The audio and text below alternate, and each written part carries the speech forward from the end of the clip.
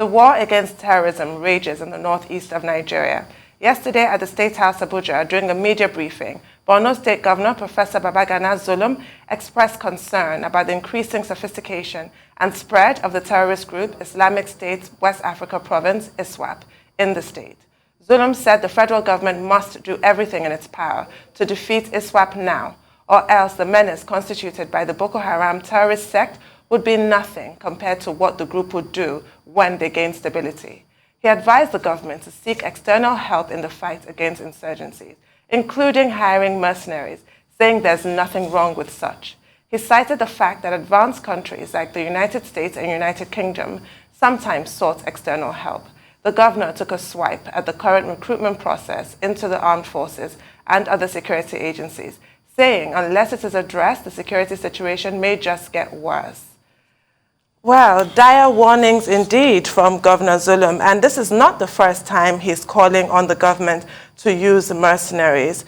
And it's going to be very difficult to dismiss the perspective of a governor like him, who is right in the epicenter, so he does know of what he speaks. However, President Buhari has made it abundantly clear that he is against the use of mercenaries, personally. And he also, Nigeria has also ratified the AU Charter against the use of mercenaries since 1986. We also signed on to the United Nations one, but we haven't ratified that. So the president just, you'll recall actually, we recently, like a year ago, had an interview with a gentleman from Cornella Limited, that company from South Africa, that was employed by the Goodluck Jonathan administration in 2014 and really did serve to give Nigerian forces the support and the training that they needed. But when, power changed hands, there were payment issues, the payment dried up, so they packed up and they left Nigeria in 2015. So it's really, for me, there's pragmatism of it all, but then there's also a philosophical issue. Our president is quite averse to the use of mercenaries. And even though you have calls by a governor like this, they have gone unheeded. It's not the first time he's saying it. Other people have also made those calls because we did see progress. But when there's a philosophical mental block, then it's really hard to surmount that. And the other issue would be President Buhari, in his long military career, he must know exactly why he stands against the use of mercenaries. Mercenaries, while they're effective, do not necessarily have the best reputation, do they? Even in our Nigerian civil war, they were blamed for prolonging the war. Mercenaries act for the sake of profit more than anything else. So from his military standpoint, he's not a civilian just looking for whatever option works. He has his reasons. So I'm not sure if that can be surmounted. But there was something else Governor Zulum said that really made me so depressed. He talked about restoring the internally displaced people back to their homes because of the kind of criminality that's rife in the IDP camps. Prostitution and gangsterism, he mentioned those two specifically. And you think of people that have suffered so horrendously under terrorism and they've had to flee for their lives and they've been exploited in this way where they went for shelter. It's just a complete nightmare. Well, the issue of this ISWAP is just part of the bigger picture of the insecurity in the northeast, which has been there before President Buhari came to power. But again, we recall that one of the reasons many Nigerians felt he was the right man for the job then was because of his military background and that is in a good position to deal with the security challenges. But of course, you and I know that over time, since 2015, things have not improved in the Northeast. And of course, elsewhere in the country, insecurity has been quite troubling across the Northwest, Middle Belt, and even parts of the South. Now, this is not the first time Governor Zulum will visit the president, but with a few months to the end of this administration, he has gone there again, and what he has said reminds one of what the former governor who visited the president just before he left office, when he said that the situation in the Northeast is as bad as it was in 2014. Now, with ISWAP, remember the Arab Anawe group that pledged loyalty to ISIS, and they formed this ISWAP. And with the jihadis spreading across the Sahel, linking up with those who have pledged loyalty to ISIS in the northeast, of course, we expect that the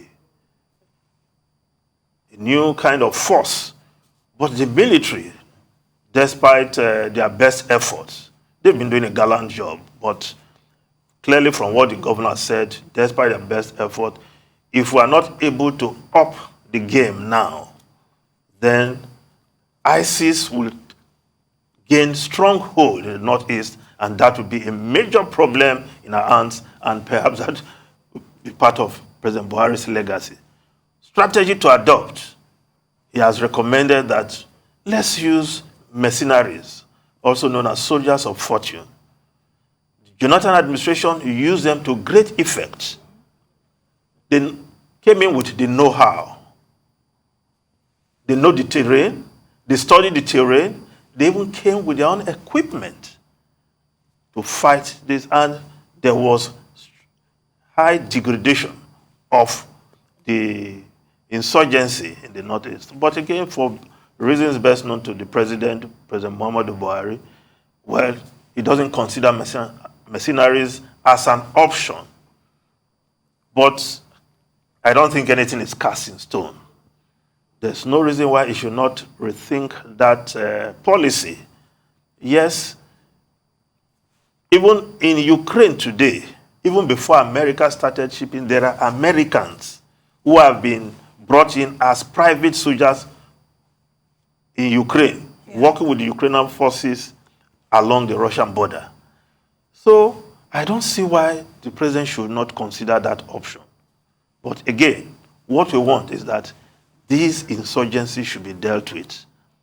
If he doesn't want to use mercenaries, then the option we are using, providing equipment, getting our soldiers to go into wherever these ISWAP insurgents are hiding. But again, because they are not fighting conventional warfare, it's also very difficult for our soldiers. And they seem to be gaining traction. Again, this is what the governor is pointing out. So we want to urge the president to explore all options. Because if he doesn't do that, and he leaves office, and ISWAP becomes very strong, as this governor is predicting, then what will be the president's legacy? A man who came to power with the hope, with the assurance that he would deal with insecurity and bring insurgency into an end, leaving the country in a worse state. I don't think President Buhari will want to live with that kind of legacy. But that is what seems to be staring us in the face, unless he do a rethink and explore all options to fight insurgency. Well, you don't get more of a stark warning than what Governor Zulum has issued now.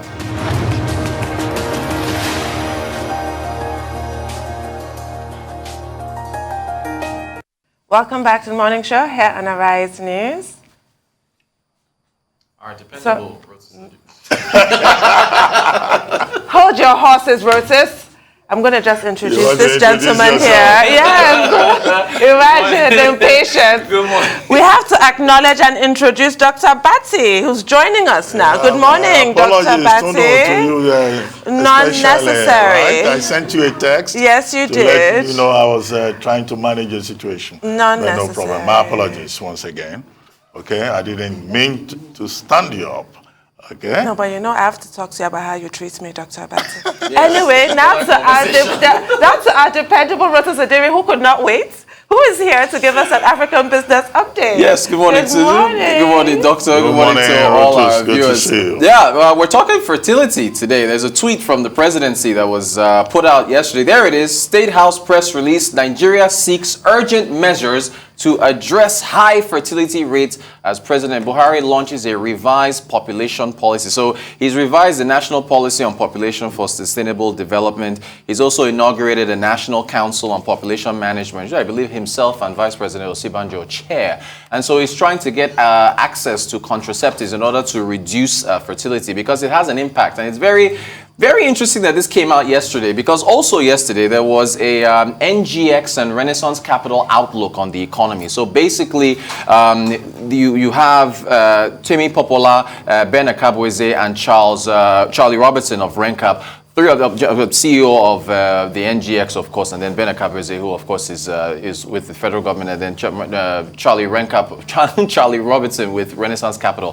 2021 recap of the NGX. So basically, looking back, the NGX did, I think, 50% in 2020, 6% in 2021, and then they gave an outlook for 2022. It was a very in-depth report, and I in particular picked out fertility. Let's take a look at this next slide here. So they said Nigeria's elections likely to impact investment in 2022. Base case is democracy is secure in Nigeria. 95% chance of that happening. You had a very interesting conversation in your previous segment on that. Hopes for a market-friendly policy stance in 2023 from the new president. Challenges will include the difficult combination of high debt, low revenues, unless oil prices keep climbing. And then at the very bottom, what else do we hope for from a new president? A focus on education, electricity, and fertility. So here's the next slide here and there's a lot going on in this slide. So this, just to summarize what's happening here, you've essentially got two different charts, a scatter shot chart at your bottom left in, is that red or burgundy? And then a bar chart in blue at your top right. Now, by the way, Renaissance Capital is a frontier market investment bank. So deposits jump when fertility falls. What you're seeing here is that the scatter shot graph to your left, the countries, I think Luxembourg is the highest one. At the very top, the dot at the top shows you that they have really high deposits, and as a result of low fertility. And if you see the circle at the bottom right, the circle, Nigeria, Gabon, Burundi, some other nations, emerging markets are in there. Basically what they're saying is this: the more children you have, the less money you can put in the bank. That's just basically what all this data is saying. That's essentially that, if you have too many children, you can't save as much, and the data supports it. The countries that have the correlation is an inverse relationship. The countries that have higher fertility rates have less deposits to GDP ratios. That's just the scope of it. So again, this economic outlook took place yesterday, and so I thought the timing was, what a coincidence that then the federal government puts out that tweet saying that they want to address infertility. So yeah, what else is going on? Video games. Nigeria is pushing ahead. Well, these are families. So essentially, these are two, three children households. I think it's probably best to, limit them to one or two. But video games, Nigeria is at the forefront of a video game, pretty much renaissance, a growth. RENCAP, same Renaissance Capital, put out that video games in Nigeria raised about $185 million in 2021. It is driven by internet penetration. It is driven by our high youth population. It is driven by, more access to tech, basically, and the startups that are trying to make this possible. Also, the telcos have a role to play here. But here's the thing. This is something that has to be looked at. There's one thing to play a lot of video games and make money off of the data that's expended on them, and maybe, a number of other things. But what about making them? There's an interesting chart here from I believe it's National Universities Commission. And this looks at graduates in STEM, which is science, technology, engineering, and math. This is from 2019. If you look at sciences, the blue bar is male, the orange bar is female. This is from 2019 for Nigeria graduates. You got 16,248 sciences for male, 13,000 graduates for female. Now, sciences, that's your phys-chem, biophysics, chemistry, biology, microbiology, and so on. Look at engineering. The disparity is alarming. I mean, you got 11,000 graduates that are male and only 2,000 graduates that are female. And then, I'm sorry, that acronym there, the BM and HSI is Basic Medicine and Health Sciences. I think that's where nurses fall into, Yes. and that's why you have more women, 5,655 graduates versus 3,375 male. And then computing, we're just talking about video games now. If you want more Nigerians coding and creating video games, you need more computing graduates. Again, male, they're more than female. So you got 5,490 there and 2,371 for the women. And then medicine, 1,199 for male and 804. So something really needs to be done to get more girls into science, tech, engineering, math. And then finally, Egypt, nothing really to say here. Egypt just had their MPC meeting yesterday. They held their rates constant. This is like the 10th time in a row. Inflation target is, I think, 7%. Inflation in Egypt was 5.6 or 5.9 as of December. So that's our update. I'm so glad you feel as I do about having small families. Yes, I don't miss an opportunity to go on about it. It should be 2 children per couple. Thank you very much. Yes, it's the only way to go because there's statistics floating around there. We don't actually know how many we are, which is so shameful. Right. But there's statistics floating around there that as of 2021, we've exploded to 211 million people. That's shocking. And the projections are by 2050, we're going to be 401 million people. And it is, I think, part of the zeitgeist at the moment because the House of Reps, I believe on Monday or Tuesday, actually, there was a motion moved in the House of Reps calling on the federal government to tackle this problem of population. And it's one of the things I had really hoped that President Muhammadu Buhari would be able to do because, you know, he does inspire this cult-like devotion up north to just encourage people to not perhaps have so many children, maybe, because it is a huge problem. There is no way we can actually cater for all these children. We have those awful statistics about the numbers of out-of-school children. We have all kinds. 13 million. Yes, that's the highest in the world. That's other African nations joined together. Breeding like rabbits in Nigeria. It has to be stopped. I'm sorry, we cannot continue like this. And with regards to women in STEM, it's so important to continue to raise that point. That, you know, graph that you have there, thank you very much for that, because it really does make it so stark when you see it phrased in that way. There have been all kinds of initiatives lately from different women in STEM encouraging other girls. There have been girls who code programs all over the place. But I do think it's making an impact. I think what tends to happen is that when there's no representation, a young girl doesn't even know that this is possible for her. But now that there is representation, and women in tech, you had that really great cover the other day from This Day. Yes. I've been given such a spotlight. So girls are going to see that, oh, this is an option, this is something I can do. And you're so right, it cannot just be Xbox and PlayStation. What about homegrown, indigenous you have to make the games, yes, absolutely, that's a really great point. Thank you. Okay, let me start with population. Population became a major issue for the human community in 1798 when Thomas Malthus, founder of the Statistical Society of England, wrote this famous essay, 1798, an essay on the principle of population. And Thomas Malthus' argument at the time was that, look, food production will not be able to catch up if there is consistent growth in population. And if population continues to expand and food production is not expanding at the same rate, then you have challenges of famine, disease, all kinds of social issues. Now, so it's not an accident that Nigeria has perpetually been talking about the challenge of a population. Every year when there is a National Economic Summit, the subject comes up. In 1988, Nigeria came up with what was called a National Population Policy. The policy at the time recognized that the growth rate in terms of population was 6 children per household. Gosh. The objective was to reduce it to 4 children per household.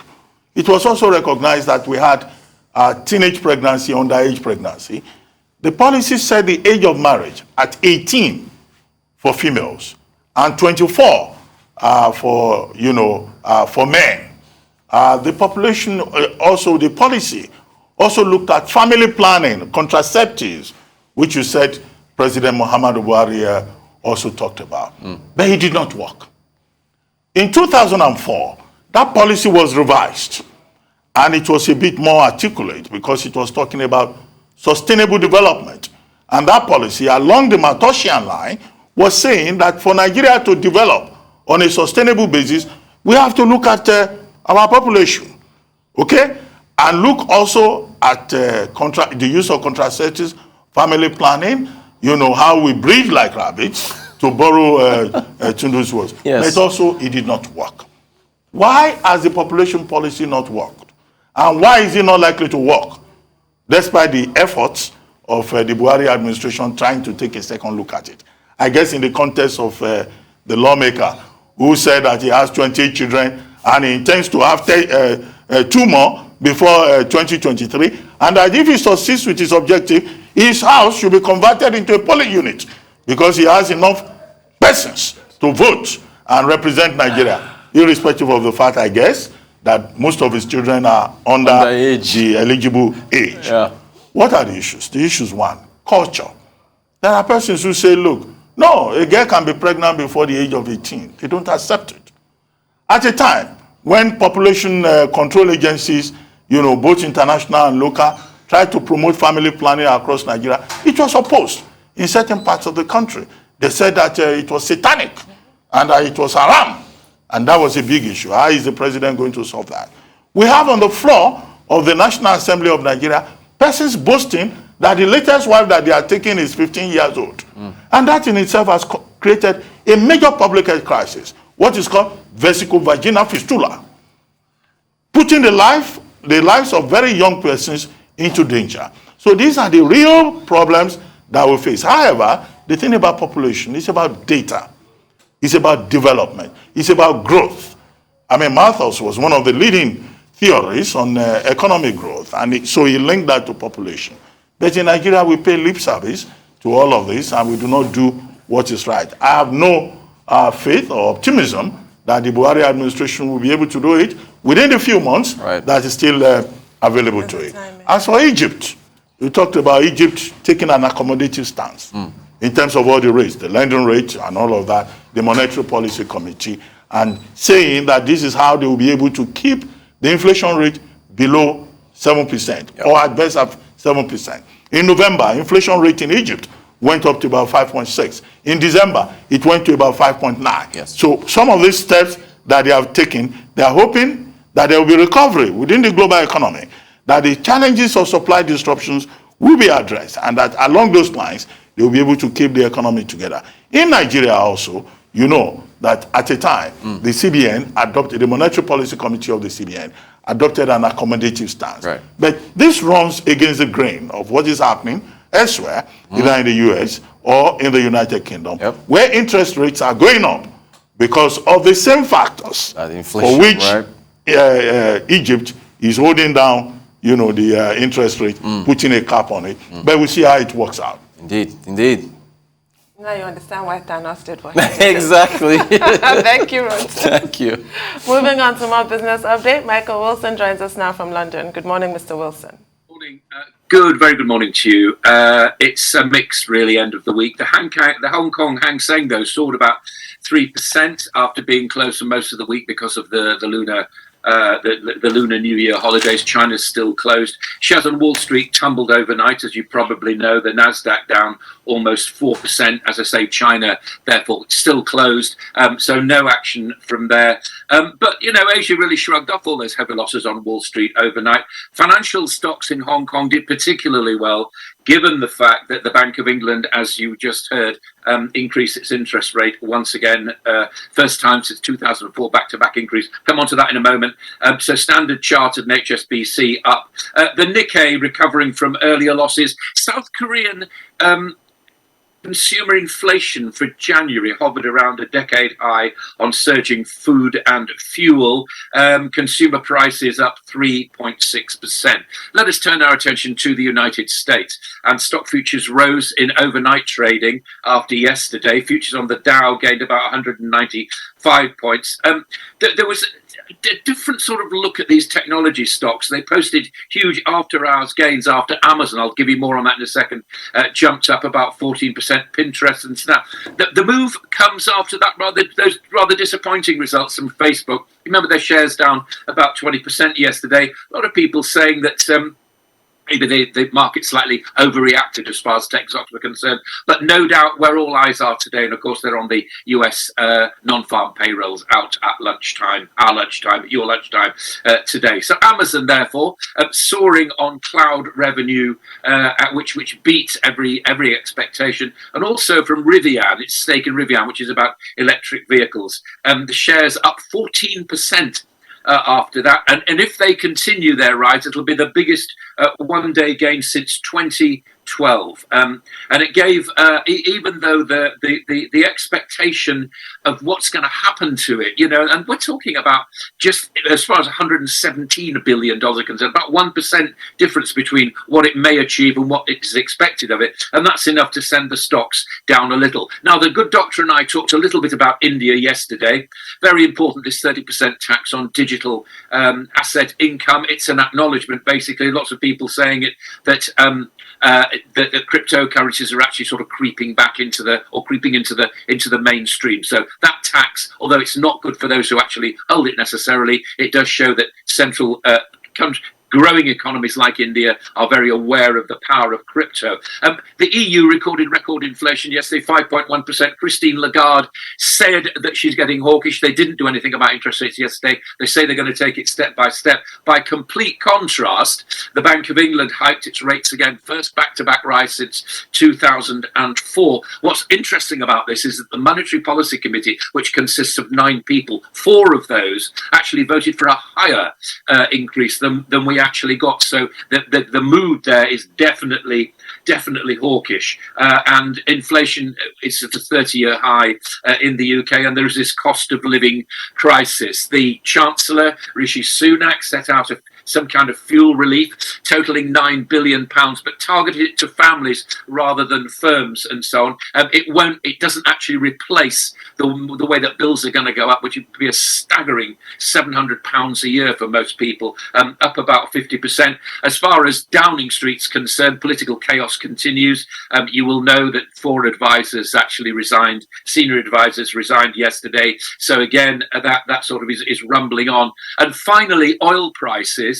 This is worth mentioning. US oil prices topped $90 a barrel overnight. They topped the Brent ones did exactly the same, but a couple of days ago. It's really, we're looking towards OPEC. OPEC sort of, as one analyst put it to me this morning, on cruise control at the moment. It may come back into the markets, but it looks as though that $100 a barrel forecast is going to happen sooner rather than later. That's the global view as we head into the weekend. Okay, Mr. Wilson, thank you very much. Well, very quickly, let's start with this crisis that they have in Europe. Oil facilities being hit by cyber attacks. We witnessed that previously in the United States. But in this particular case, the experts are saying, well, this may not be coordinated attacks. But at the same time, major fuel suppliers are now operating at limited capacity across Europe, in Belgium, in Germany particularly, and also in the Netherlands. What do you make of this? Is this a case of geographic-based clusters of incidents, or is just one of those things that will pass away? Then I was going to ask you also about Jeff Bezos. Jeff Bezos is building some luxury yacht, and because of that, Rotterdam, the city of Rotterdam, wants to change its history, because Jeff Bezos, third richest man in the world, says, oh, he will pay for the modification of that historical monument in Rotterdam.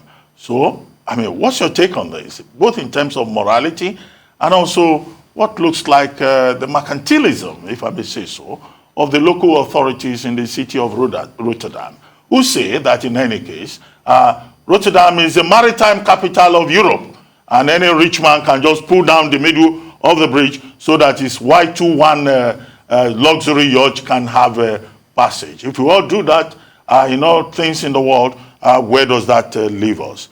And then in England, in the UK, interest rates have risen again, as you pointed out. But I found rather curious Andrew Bailey's statement that workers should engage in pay restraint, and that as part of the attempt to manage inflation, no worker should start asking for wage increase within this period. What do you think of that? Well, wage increases, first of all, it's all right for the Governor of the Bank of England to lecture people about wage increases when actually they're finding that in terms of increases, the value of their wage increases is declining because of the rise in inflation. So I think that's something that individually people will just, cock a snook at basically and say, well, yeah, of course, he would say that, wouldn't he? He was pressed on this. I saw the interview. He was pressed on it. I don't think it's something he really wanted to say. And it's ludicrous for a central bank governor to say these kind of things. They're now basically they're now catching up with where they should have been a long time ago, I think. And I think this is illustrated by the fact that some of the members were very hawkish. Whether people will take account of that in a few months' time, I think these remarks will be forgotten by then. Jeff Bezos and Rotterdam, yes, I saw that. I have to say, I thought it was a joke at first when I first saw it. I mean, why not build the yacht, further down the river, and why have to dismantle a bridge? If they do, then that's what they do. I mean, it's down to the governors of Rotterdam. There'll be an enormous outcry about this, precisely along the lines you've just suggested. As far as energy prices are concerned, I think that I said this the other day. I don't think it matters about what particular territory it is and so on. I just think that wholesale prices are actually rising throughout the world. The tension that we're getting from Russia and the rest of it is actually adding to it, as is the stance of OPEC, which, as I said to you earlier, is on cruise control about it, with the sanction that they can always call a meeting, should they wish to do so. So I think there's a lot of balls in the air here, and it's very, very difficult to predict. I think what you do about this is you hope for the best and plan for the worst, and plan for the worst means that energy prices all the way around the world are going to rise. Okay, I don't know how much time we still have, but there is this microblogging platform called Coup that seems to be doing very well in India with 20 million subscribers. And Coup says they have the plans to take over, the market from Twitter. Do they stand a chance, even when they say they focus more on indigenous languages? I have absolutely no idea. I don't know. I mean, who's to say? Maybe, maybe Twitter will become a regional kind of thing rather than an international thing. Doctor, I really don't know the answer to your question. It's so detailed that I mean, good luck to them. If they've got that kind of base within India, and given that the Indians have just gone through this budget, which is promising more help to small business and so on, maybe something like that will cause, will cause people to talk to each other, and therefore their business base to increase. That's my best take on it. Okay, I brought up Coup because when the Nigerian government suspended Twitter services in Nigeria, Coup came into the Nigerian market, and I don't think it's been able to make any difference ahead of Twitter in Nigeria. But thank you very much, Michael Wilson. For an update on COVID-19 pandemic, Adeswa Omoran is here with us. Good morning, Adeswa. Good morning, Tundu, and good morning, Dr. Abati. Great to be here. Morning. Well, India has now recorded 500,000 COVID-19 deaths, but some experts say the real figure could be much higher. The government has discarded those claims as nonsense. Well, let's take a last glance at the pandemic data for the week, shall we? Over 388 million infections recorded so far since the pandemic began. At least 5.7 million people have died from this virus, and over 10 billion vaccine doses have now been administered. And that's according to the Johns Hopkins University tally.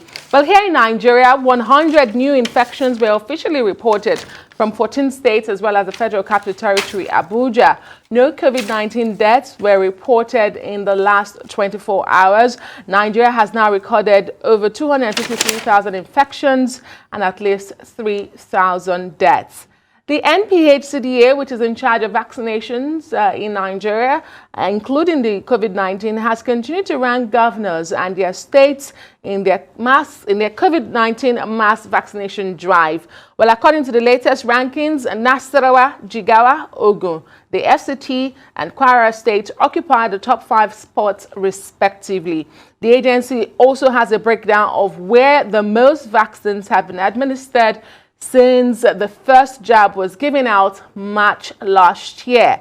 Well, it says 11.5 million doses have now been administered in the northern part of the country, while 9.6 million doses have been administered in the southern part. According to the data, the southeastern states have the lowest performance so far, administering less than 1 million doses. There you have it. Well, frustrated by vaccine inequity, the WHO, you would recall last year, set up a tech transfer hub in South Africa, Cape Town to be precise, to manufacture the mRNA vaccines. It had a firm out of several chosen in the pilot program to help crack the code of COVID-19 vaccine for poorer countries. Remember, we talked about this sometime last year.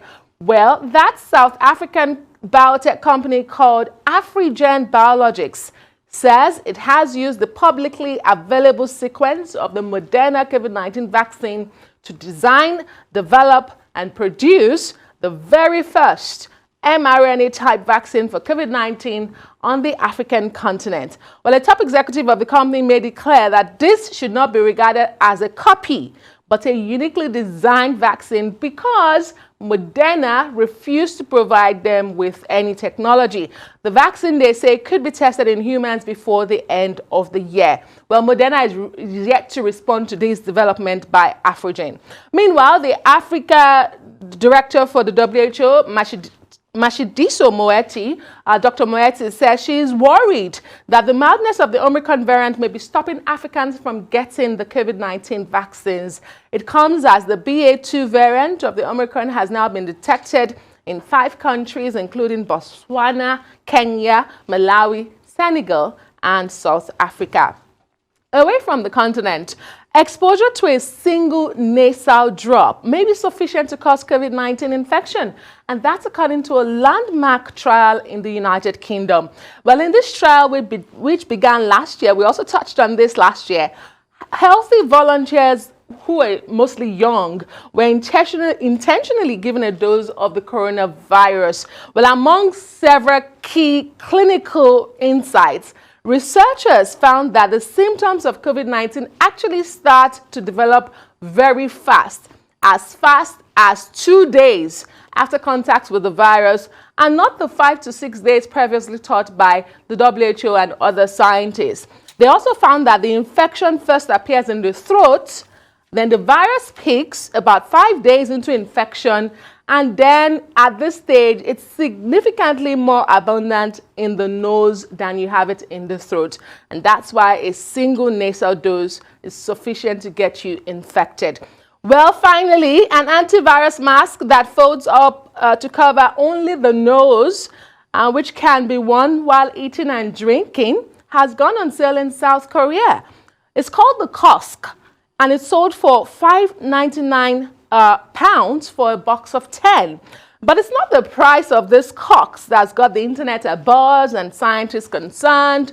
Rather, it's the unusual design.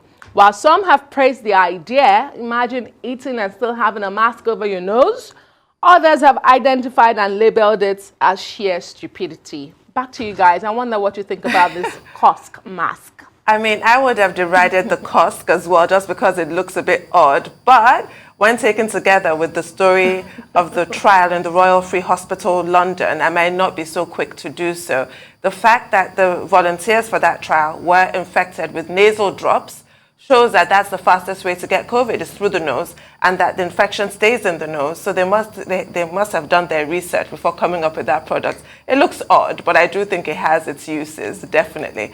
That trial is really important, though, because, you know, the received wisdom has changed, hasn't it, about isolating. Initially, you isolate for 10 days, but that trial has now shown that, yes, you should isolate for 10 days, ideally. But from day 5, if you have 2 negative lateral flow tests on 2 consecutive days, you're safe to venture out. I think that's really important. And it's also worth stressing that one of the volunteers in that trial continued to have COVID symptoms for 6 months. We've stopped talking about long COVID nowadays. So it's a reminder that there are people who still suffer from long COVID. And that's also a note to those people to sort of link that to the Dr. Moeti story that you just shared. Some people who are still rejecting vaccinations, thinking they're some kind of bionic man or woman. You just don't know if you're ever going to be the one who gets long COVID and really affects your quality of life drastically. It's always worth just getting jabbed, frankly. And as for South Africa, I mean, with the Afrigen jab, I think that's really great news. for a continent that imports shamefully 99% of the vaccines that we use on this continent. You know, to quote the most famous South African, Nelson Mandela, it always seems impossible until it's done. Now this COVID-19 pandemic has forced South Africa to act, has forced them to take advantage of Moderna, who, well, to their credit, have suspended the use of a patent until the end of the pandemic. So they've really taken advantage of that, and we have to really learn, and in Nigeria, we need to look within. We used to produce vaccines in this country. We no longer do. We only have animal vaccines being produced in VOM up north in Nigeria. So really, we also need to take a leaf from that book. It's a disgrace. 99% imported vaccines. What do we actually do here other than consume? Really? Okay, the significant thing about Afrigen... And did you know, Tundun, that Afrigen used to produce just veterinary vaccines as well? Yes, like what we do here. So we can do it. Yeah. Well, the important thing about Afrigen Biologics, three important things. The first is that it's the first company anywhere in the world to produce a COVID vaccine without the assistance of the major developers of the vaccine. The second is that it's also the first company to do so in Africa. The second thing is that it now joins BioVac, which is also partly owned by the South African authorities, you know, working in this direction. The third thing to note is that what Afrigen Biologics has been able to do, Afrigen Biologics is saying that, look, this has nothing to do with Moderna. We may have used information that is available there, but Moderna was very reluctant to share its technology with us. And so they're claiming, the managing director of Afrigen Biologics in South Africa is claiming ownership of this vaccine. And I think it's a major breakthrough for African scientists and pharmaceutical companies. The other thing to note, why I say it's a credit to the WHO, you'll recall that sometimes last year, the World Health Organization said that it was developing vaccine hubs around the world. So this is coming out of the Cape Town hub. There's also online training currently being provided for the hubs in Brazil and Argentina. And the whole objective is to open up the production of vaccines to make sure that with the big pharmas in the West refusing to share technology or provide technology transfer beyond fill and finish. This is not fill and finish. You know, Afrigen Biologics is insisting. So that's important to note. And I think congratulations to Afrigen Biologics. Now you mentioned South Korea. Yes, South Korea, that nose mask that has been produced by a company called Atman. You know, most people when they go to restaurants, they have to remove the entire mask. But this is based on the logic that the easiest way, according to scientists, for you to be infected is through the nose. And when you go to a restaurant, they've done a double-decker kind of mask. You know, you remove the one that covers your mouth, and you rely on the one that covers your nose. And ko in South Korean language means mask. You know, and that's why they've chosen ko, nose. The SK is the one that refers to the mask. But interestingly, in South Korea, with over 900,000 cases of infection, with highest infection rate of 27,000 on Wednesday, has now decided to extend restrictions beginning from today for the next 2 weeks because they've seen a sharp increase in the Omicron variant. So as you talk about this mask, you know, the other thing is that South Korea is imposing more restrictions for the next 2 weeks, which may be reviewed because they've seen a sharp increase. Well, there is no more time, but okay, let me leave the other topics. Okay? Thank you very much, Adeswa.